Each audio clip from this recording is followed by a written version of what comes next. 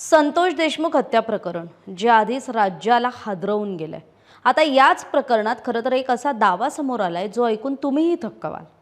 ते म्हणजे हे हत्या प्रकरणातली जी केस आहे ती मागे घेण्यासाठी ऑफर देण्यात आली होती। आता ही ऑफर नेमकी कुणी कुणाला दिली, हे प्रकरण नेमकं काय, ते सगळं सविस्तर समजून घ्यायचं या व्हिडिओतून। त्यासाठी व्हिडिओ शेवटपर्यंत पहा।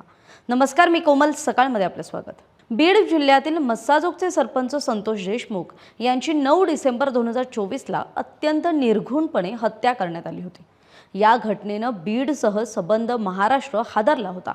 या प्रकरणात कृष्णा आंधळे सोडला तरी इतर सर्व आरोपी म्हणजे वाल्मिक कराडसह इतर सर्व आरोपी सध्या तुरुंगात आहेत।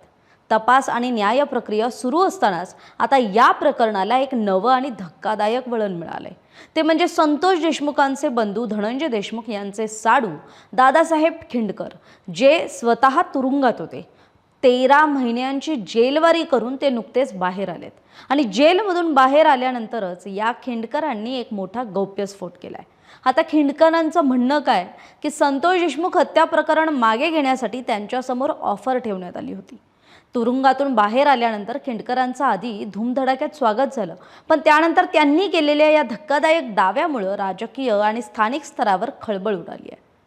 खिंडकर यांनी आणखी गंभीर आरोप केलेत।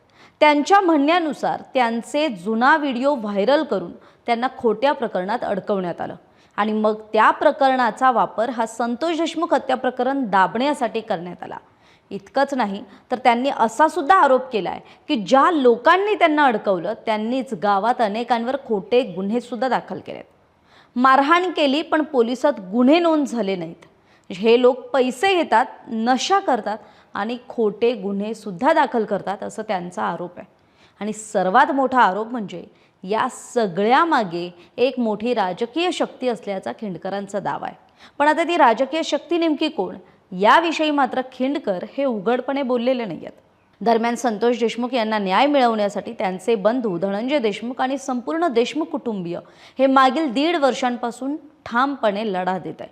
दुसरीकडे खिंडकर यांच्यावरही यापूर्वी एका तरुणाला अमानुष मारहाण केल्याचा व्हिडिओ व्हायरल झाल्यानंतर गुन्हा दाखल झाला होता आणि त्यात त्यांना अटकही झाली होती आणि त्याच प्रकरणात त्यांनी 13 महिने तुरुंगवास सुद्धा भोगलाय। मात्र आता तुरुंगातून बाहेर आल्यानंतर त्यांनी स्पष्ट केलंय, देशमुख कुटुंबासोबत आपण आहोत आणि हा लढा सुरूच राहणार आहे। जीव गेला तरी माघार घेणार नाही असं त्यांनी स्पष्ट सांगितलंय। त्यामुळे हत्या, आरोप प्रत्यारोप आणि आता संतोष देशमुखांची केस मागे घेण्याच्या ऑफरचा दावा